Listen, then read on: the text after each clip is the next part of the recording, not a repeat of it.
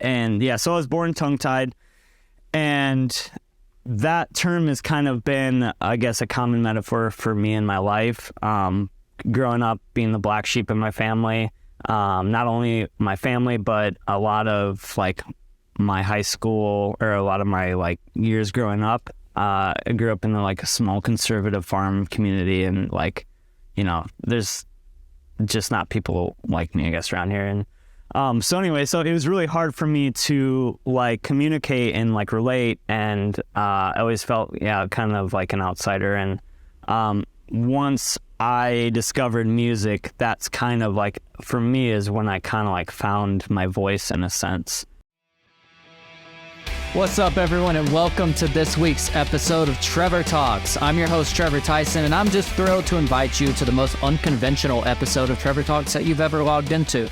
You know, after the past few weeks, we've had Matt Greiner from August Burns Red, and we've had Jerome Flood from Floodgate, and Kyle Pastor from Archetypes Collide. It's just a huge metalcore party, and I'm excited about it. So I thought we would just keep the party going. So we've got Jeremy Schaeffer from Earth Groans, but not only Jeremy, which his mustache is enough to carry a whole interview on without him saying a word.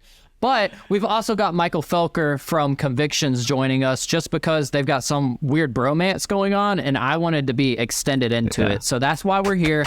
We're all here together to get tips about how to get a good mustache from Jeremy, but mostly to talk about Earth Groans' new EP, Tongue Tied. Without further ado, Jeremy, Mike, welcome to the show. This is going to be fun.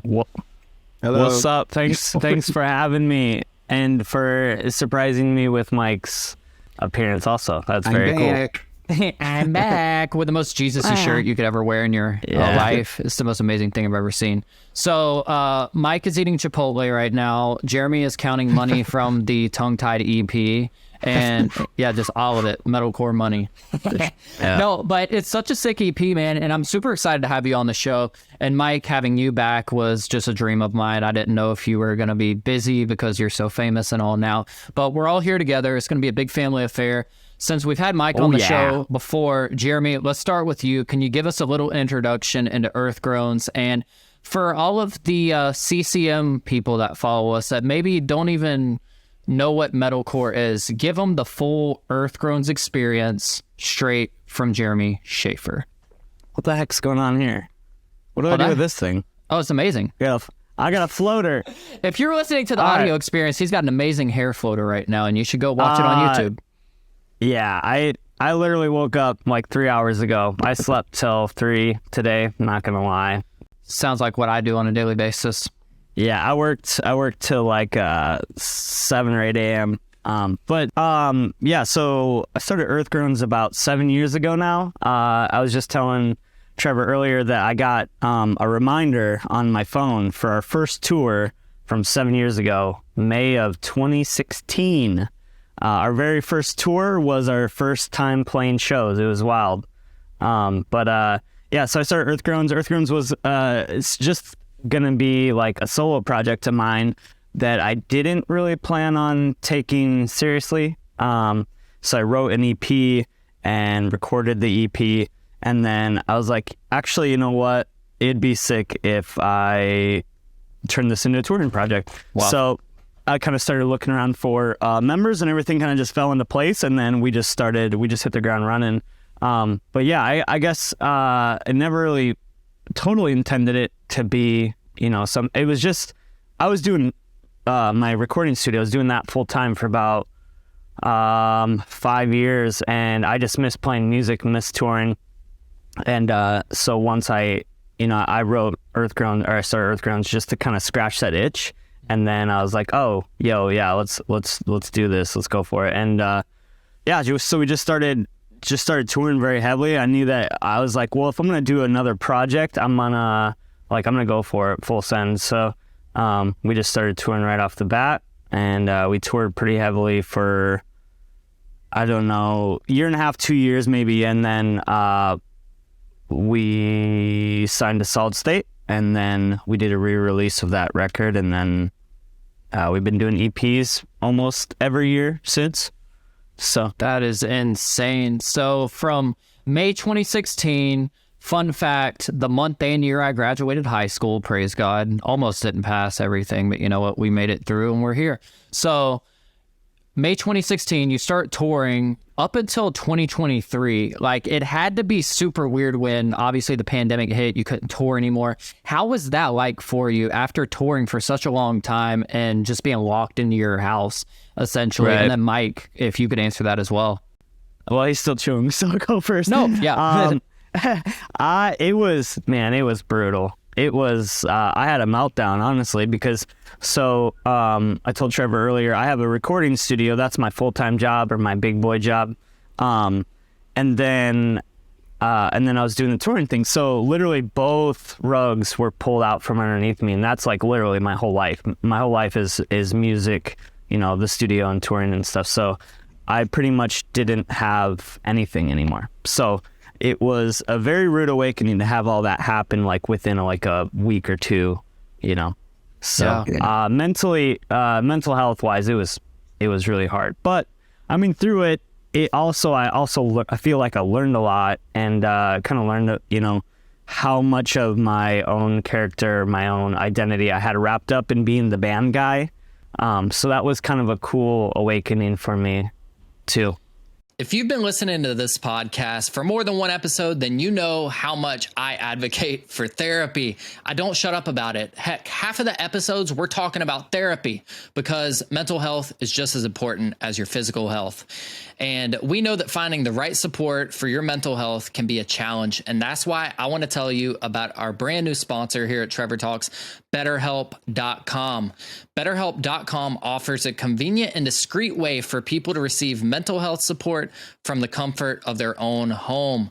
With a wide range of therapists to choose from and the ability to communicate via text, phone, or video, BetterHelp.com makes it easy to find the right support for your needs.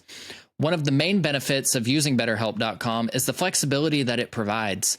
You can access therapy sessions from anywhere you have an internet connection and choose from a variety of communication methods, including text, phone, and video. Where else are you going to find this, guys? I don't know. BetterHelp.com also uses a wide range of therapists to choose from, with specialties in various areas such as anxiety, depression, relationships, and more. We have a special offer for you guys. BetterHelp.com is offering our listeners a 10% discount on their first month of therapy services. So if you've been thinking about getting into therapy and it's just been too expensive, BetterHelp.com is a lot cheaper than going to a traditional brick and mortar therapy service. Those are great also, but if you want to get it a little bit cheaper to fit your budget, BetterHelp.com is the best spot for you. If you want to receive this 10% discount, go visit BetterHelp.com/Trevor Talks. Again, that's BetterHelp.com/Trevor Talks to receive 10% off of your first month. What the heck? This is amazing, and I'm excited to bring you this offer. If you're looking for convenient, flexible, and effective mental health support, be sure to check out BetterHelp.com, and don't forget BetterHelp.com/Trevor Talks for 10% off of your first month of therapy services. Please note that the information provided in this promotional segment is for educational and informational purposes only and is not intended as a substitute for professional medical or mental health advice. If you are in need of immediate help, please call 911 or seek support from a local mental health provider. BetterHelp.com/Trevor Talks. Let's get back to the show. Isn't it kind of nuts how some people went through the panty, as I call it, and didn't really learn anything new? Like, it's ironic to me. Like, for me, when the pandemic started, I started a media agency and a podcast and just kind of full set into that. Yeah. I don't think you could, like, mentally or physically go through that pandemic, the 2 years being locked up or whatever it was, without finding something new about yourself. And even the mental health struggles that we went through, it made you stronger for sure. But I want to get into that artistic itch as well. So remind me if I forget, but let's go ahead to Mike's answer and then we'll pop in.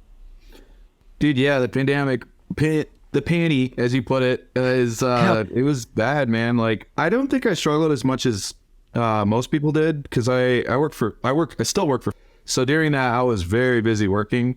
And then with Convictions and my music, we just used that time to write our record, and we shot our music videos, and we just did all of our planning during that period. So it was actually really cool. We shot a music video in like a downtown setting, and we were playing our drums and instruments in the middle of the street, and because nobody was outside, we took advantage of it. Yeah. That's but smart. dude, yeah, that was super gnarly for me because I had gone 2 years without performing, and my first show performing after 2 years of just sitting on the couch was in August Burns Red. So like 2 years of no playing, and then it was like, now you play your biggest shows in your life. Like it was very different and crazy, but really cool. Dude, that's actually nuts. So you mentioned August Burns Red. Do you want to talk about how August Burns Red got you fired from?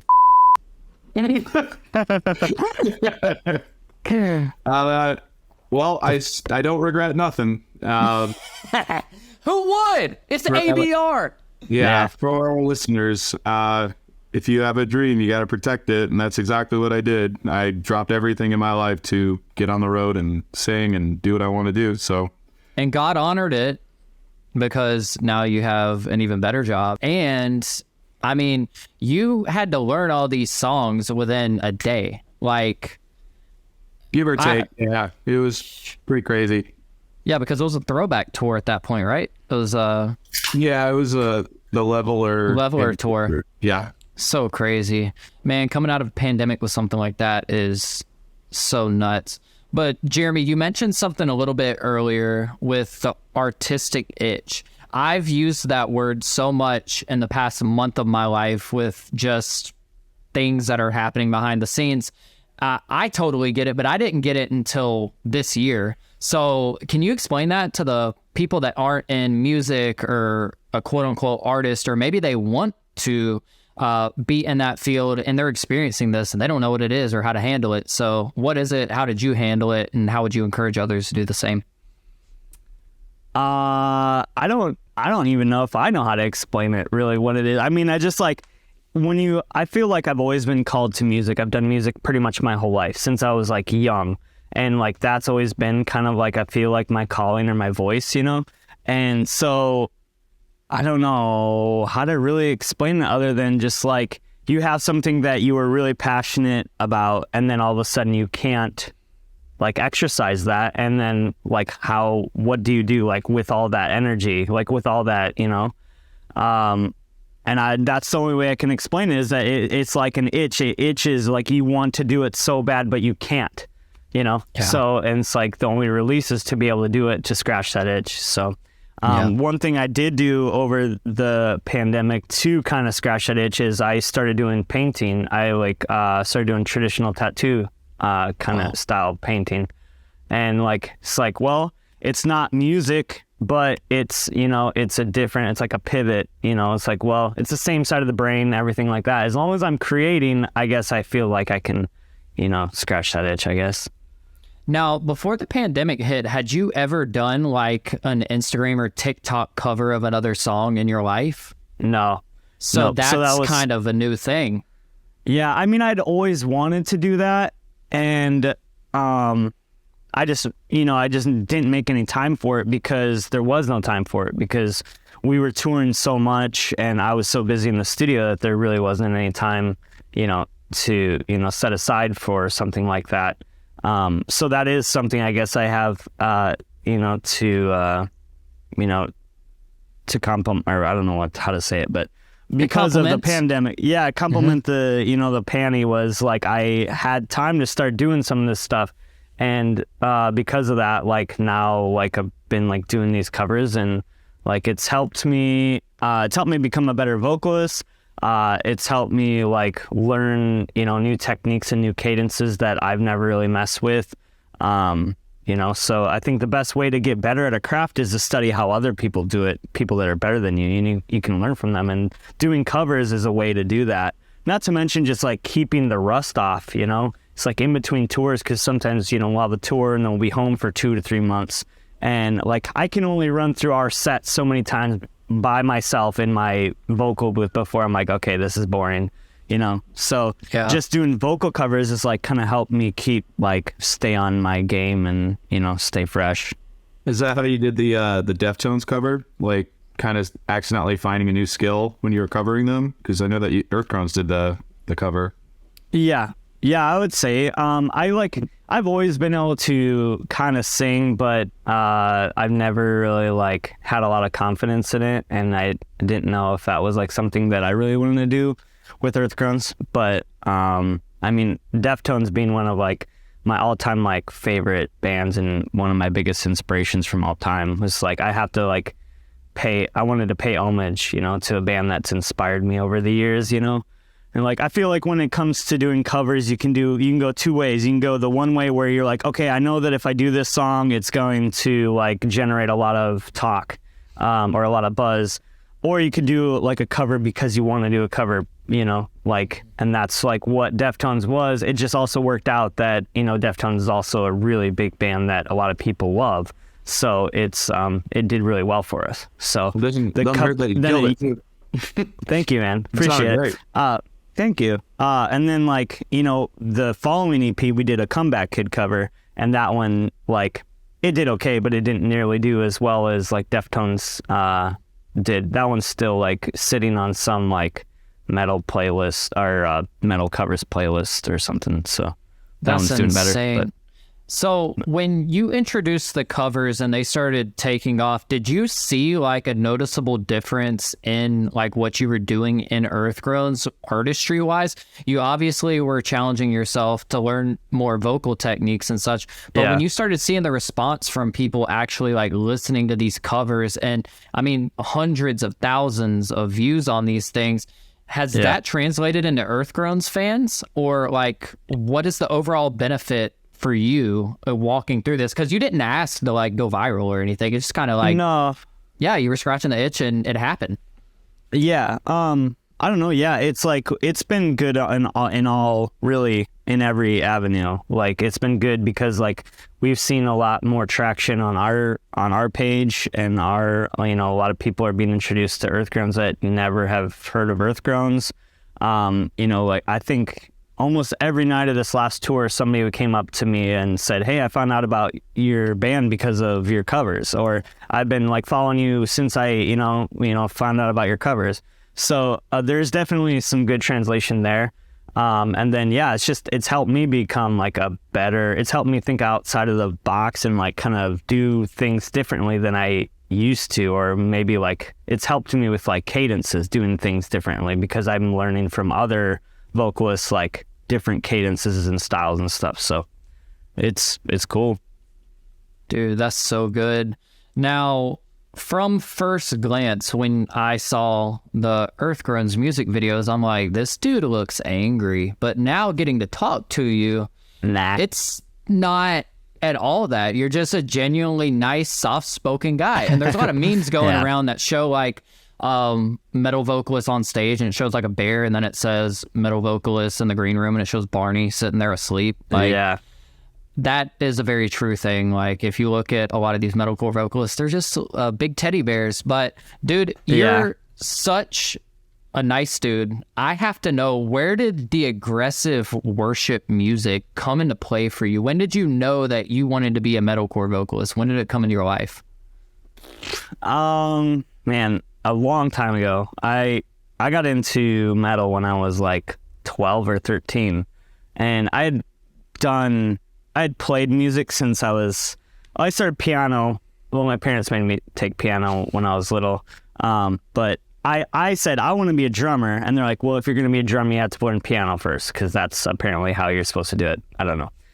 But so I did like 3 years of piano, and then they let me buy my own drum set. And then, so I played drums in my first band, and I played drums for like 8 years. But halfway through that band, we were terrible. We played like Green Day covers and like Metallica and stuff like that. And but halfway through that, we were like, hey, let's actually write originals and play around the songs and stuff. And we couldn't find a singer, and I'm like, well, I'll sing, And I had started screaming along to like Zayo and Under Oath when I was younger, and probably like 13, 14, and so I was like, well, I guess I'm gonna do the headset, this Britney Spears headset microphone thing, and I'm gonna play drums at the same time. And it was cringy, so cringy.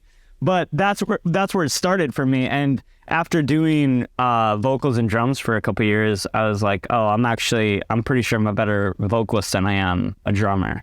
And so the next band after that, I was just the frontman, and like a lot of people, like commented that, yeah, you're a better vocalist than you are a drummer. So I don't know. Isn't that wild too? Someone notable that wanted to be a drummer and his parents wouldn't let him drum either would be Brian Head Welch of Korn, who wanted a drum set, and his dad's like, no, here's a guitar. And even he says now, like, if my dad would have bought me a drum set, I would have got mad and quit, but instead I got a guitar, and now he's one of the biggest guitar players of our generation, especially in nu metal. So many people out there have these aspirations to be musicians and such, and I personally believe that we all have a certain piece of artistry in us. It's not always going to look the same. It's not always going to sound the same, but there's something implanted in us, like it's a calling, And anybody can sing. Like, you just have to find your tone. And a lot of people think of, when you think of a frontman, you think of what you do. It's like the first thing in a person's mind is like, oh, I couldn't really get on stage and do that in front of all those people. Was that something that you ever encountered where you're like, man, throwing up behind the stage? I've done that because you're anxious, struggling with depression, with what people are thinking about you. Were those struggles that you had to go through on this journey? Yeah. I mean, I've always welcomed the fear, I guess. That sounds really pretentious, sorry. I don't like how that sounded. I welcome the fear. Yeah, that sounded douchey. Can we scratch that? Let's take that off the record. I love it. I don't know. I've always there is definitely a lot that goes in my mind. Like I get nervous still, like almost before every show, just because I think it's because I'm a really big perfectionist and I want it to be perfect. And if I can't perform perfectly, I hate myself. I don't know. But I just want to give the fans, I guess, the best representation of myself and the band, So I still get really anxious and nervous before every show. But I don't know. I've never really had a problem with people's opinions and stuff on the internet and stuff. But yeah, it's really just me dealing with the nervousness of performing perfectly and stuff. And I still if we get a big tour offer or something that I'm not super familiar with, even that Christmas Burns Red, when we got there, that place is huge. I mean, I don't know if Mike agrees with this, but for me, I've played in basements and garages and small, tiny venues most of my career. So to get there and it be that big with that many people and all of that just felt foreign. The fact that there was the gap between us and the crowd was a good 10 feet. And without my glasses, I can't make out anyone's faces. So it was just everyone was just blurry. And I'm I have no idea if they're enjoying it. I have no idea. It was just it was hard for me to connect with people in the crowd because I couldn't see them. I don't know. It was just different. It was just foreign for me. But maybe Mike should talk. I haven't heard from him in a while. What about you, Mike? Have you ever experienced anything like that? Yeah, I can definitely relate to that. I think what you were mentioning a lot, Jeremy, is just kind of the stakes being higher. When you're playing club shows, basement shows, and then you get put on a stage in front of a few thousand, the stakes are much higher. Margins go way out. Yeah, that's a better way to put it. Things that could go wrong, or if you say something stupid or move, trip, whatever, there's a lot more that could go wrong. And I think Jeremy and I, we've toured a lot together.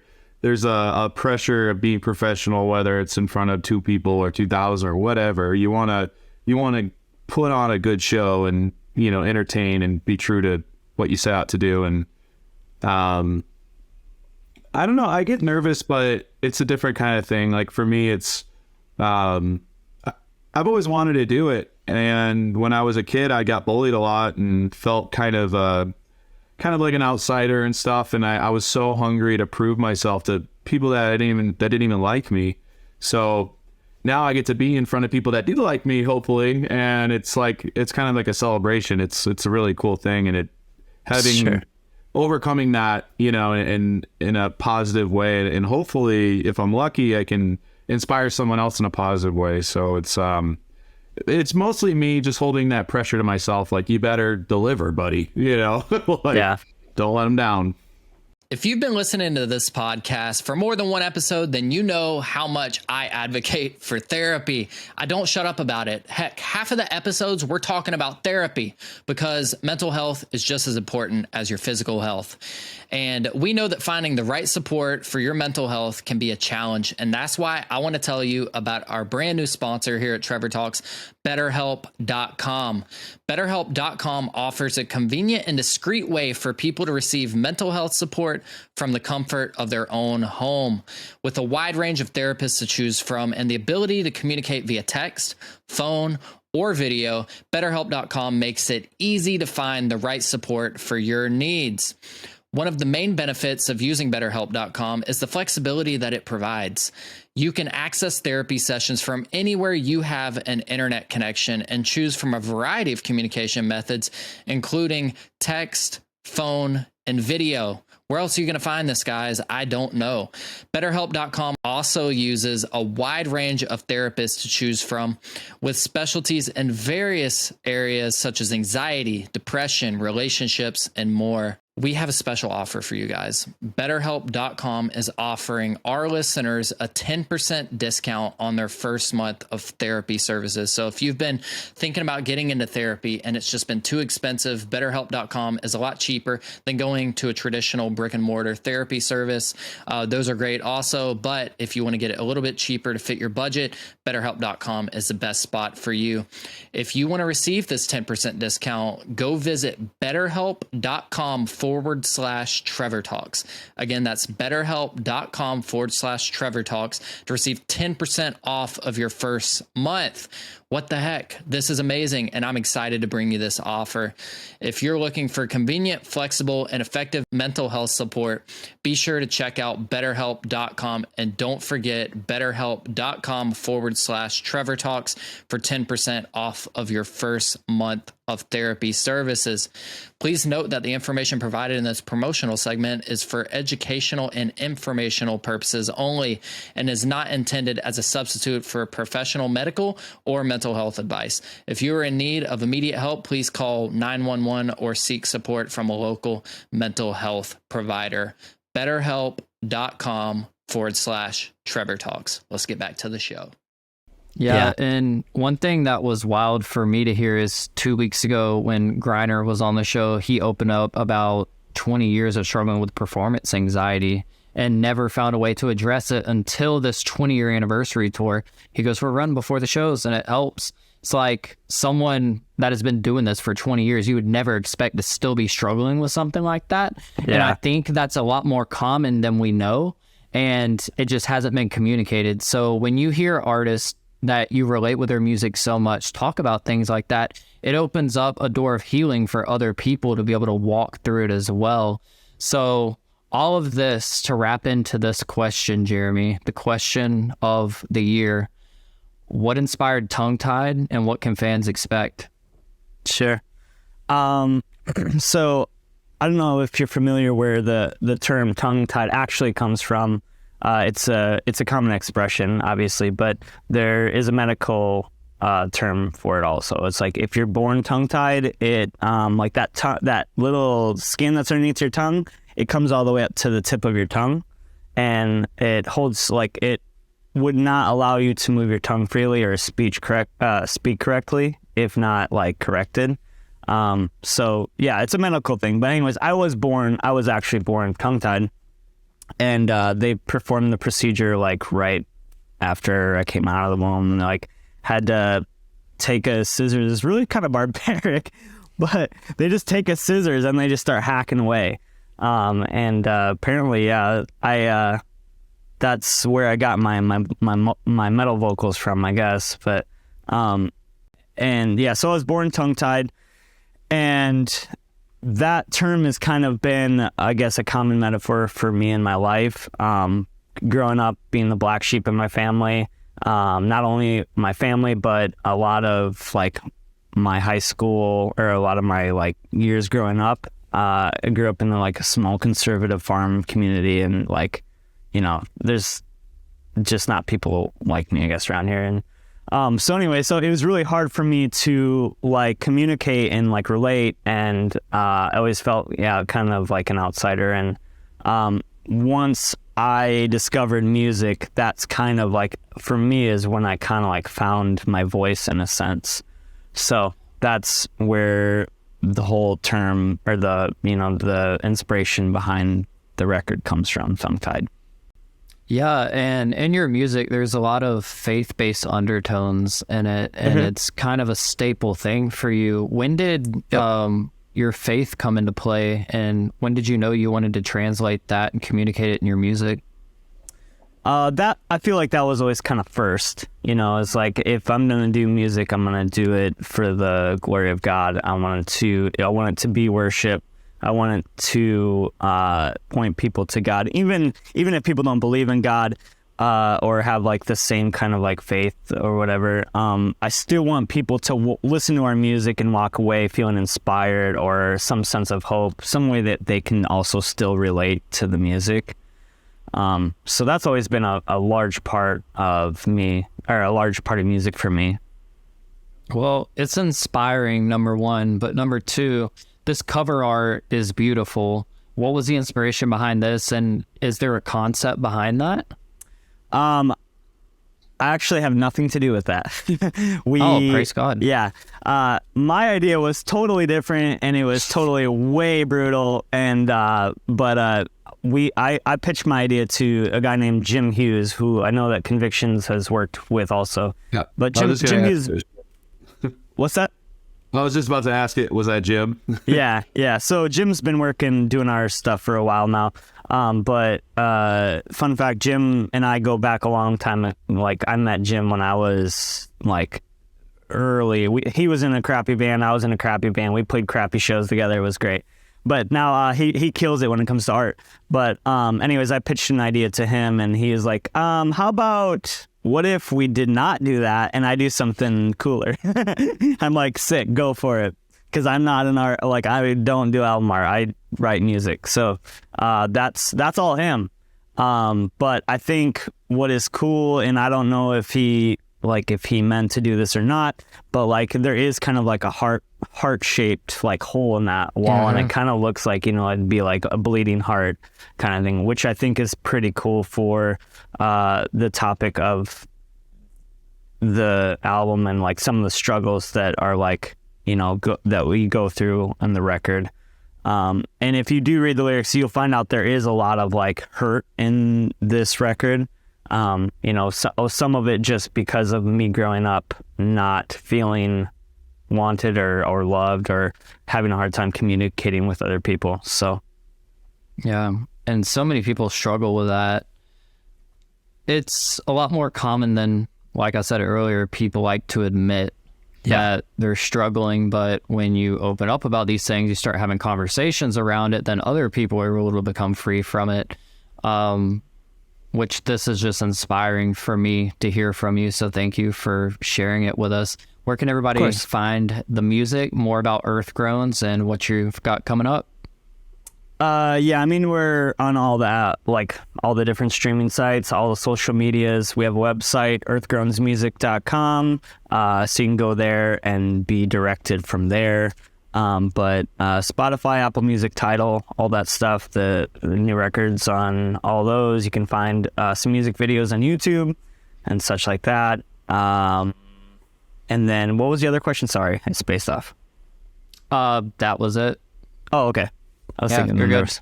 Okay. And Mr. Stigmata, Mike, you want to plug anything? Yeah, go pick up Tongue Tied. Yeah. Oh, that was good. Yeah. There you go. Well, we're going to have the links for everything Earth Groans and Convictions in the description below. If you're listening to this and you need a little bit of extra support, I strongly encourage you to go check out our friends at HeartSupport, which I am wearing the HeartSupport Fest hat right now. So if you want one, go support them at HeartSupportFest.com. Get your merch. It's all on sale right now, which is a crazy, amazing thing. Go check that out. Go check out the links in the description. Know that you are loved, that we care for you, and there's always a reason to choose to live. We love you guys so much. This episode was brought to you by BetterHelp, HeartSupport, and Life Audio, and we'll talk to you guys next week. Goodbye now.